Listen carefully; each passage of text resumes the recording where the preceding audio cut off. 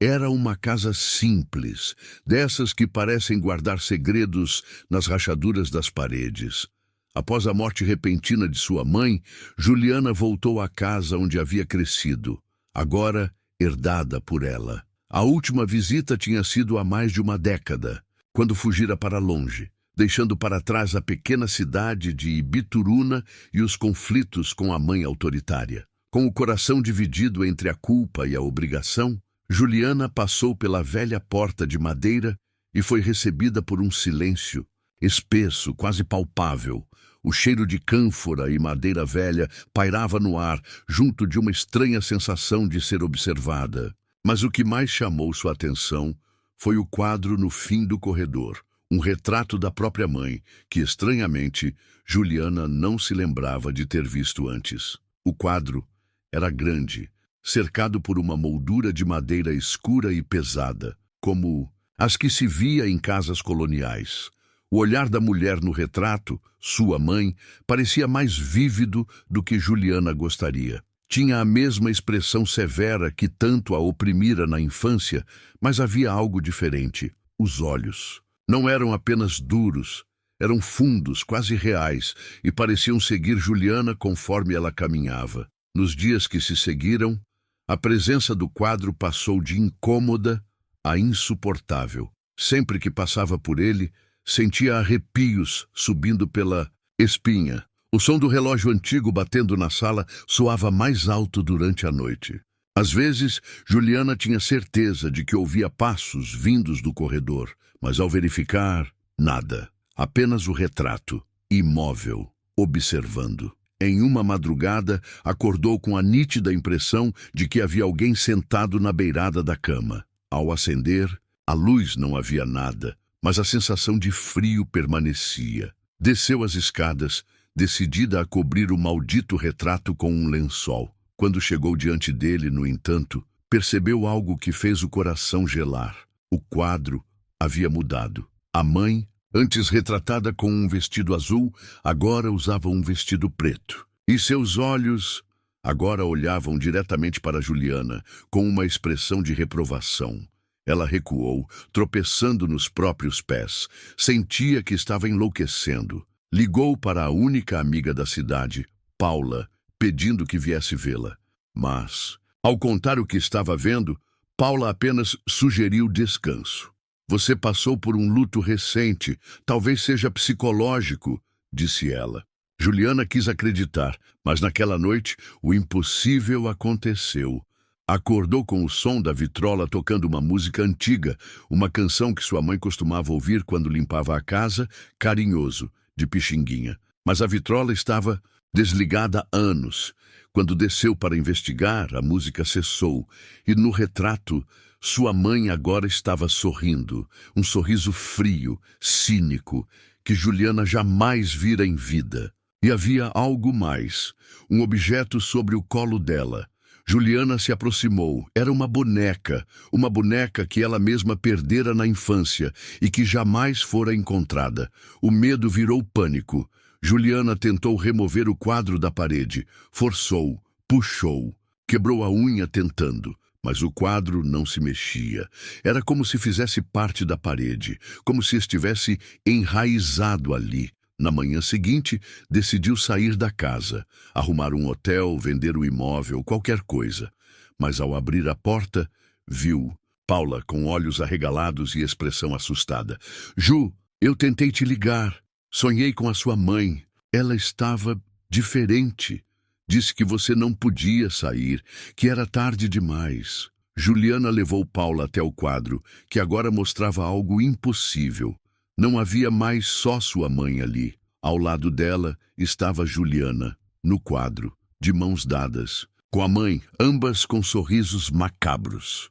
Juliana caiu de joelhos, gritando. Paula correu, tentando puxar Juliana dali, mas a mulher estava catatônica. Paula chamou a polícia. Juliana foi levada a um hospital psiquiátrico em Belo Horizonte, diagnosticada com surto psicótico. Mas Paula nunca esqueceu o que viu. Dias depois, decidiu voltar a casa e tirar uma foto do quadro para provar a si mesma que aquilo realmente aconteceu. Mas ao entrar, Não havia retrato algum, apenas uma parede nua, com marcas de pregos enferrujados. No hospital, Juliana parou de falar. Nunca mais disse uma palavra. Mas às vezes, nas madrugadas, os enfermeiros juram ouvir uma voz sussurrando a canção de Pixinguinha vinda do quarto dela. E dizem que, na parede atrás da cama, começou a surgir lentamente um retrato. Desde criança, Letícia sabia que havia algo estranho no antigo quarto da mãe. Após sua morte precoce, quando Letícia tinha apenas 5 anos, o cômodo foi trancado e nunca mais aberto. A avó dizia que aquilo era para preservar a memória da filha, mas o tom de voz tremia sempre que o assunto surgia. Anos se passaram.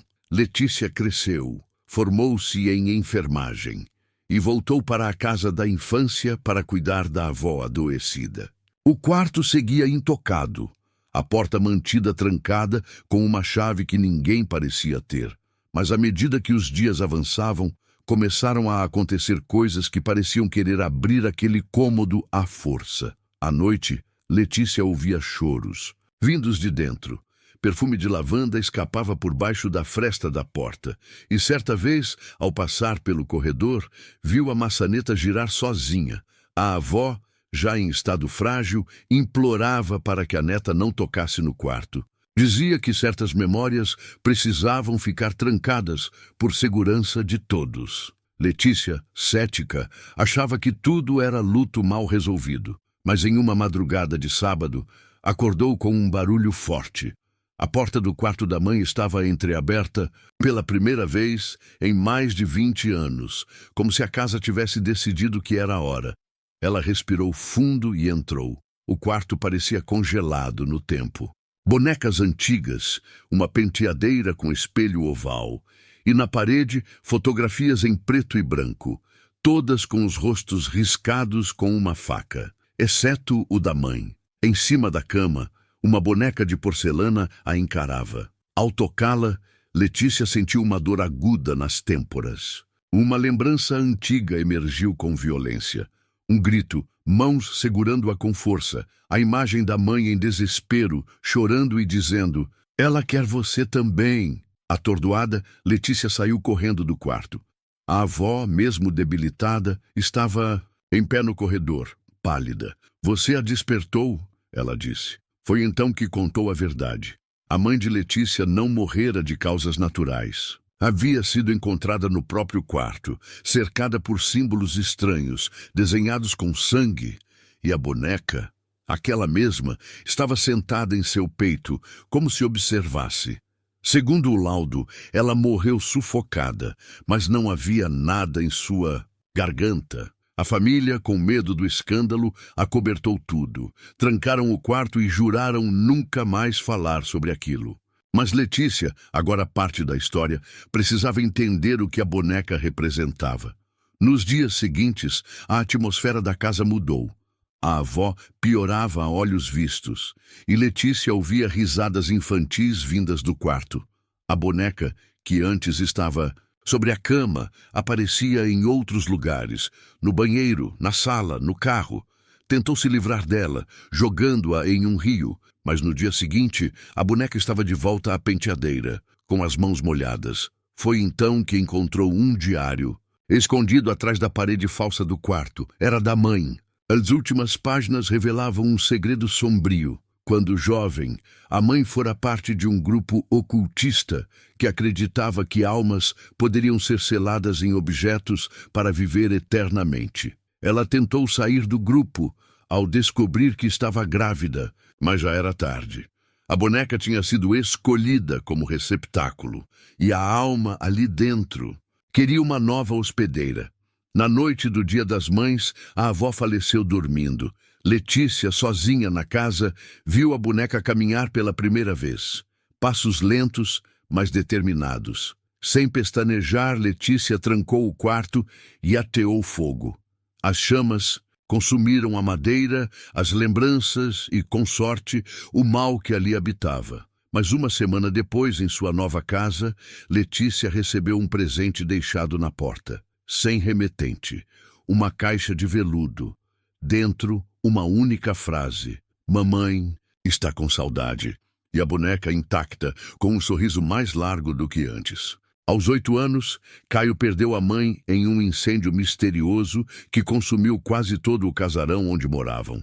Disseram que foi um acidente com o sistema elétrico, mas o menino sempre soube que havia algo errado. Anos se passaram. Caio cresceu com a avó materna e, aos 23, recebeu um envelope inesperado pelo correio. Sem remetente, sem selo, apenas seu nome escrito com uma caligrafia firme que gelou sua espinha. Era a letra da mãe.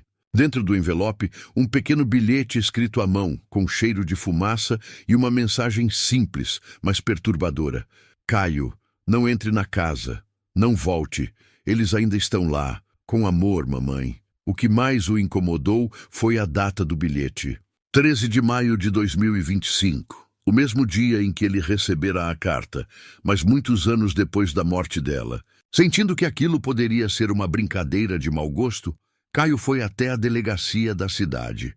O policial que o atendeu reconheceu o sobrenome e contou que o caso do incêndio nunca foi totalmente esclarecido.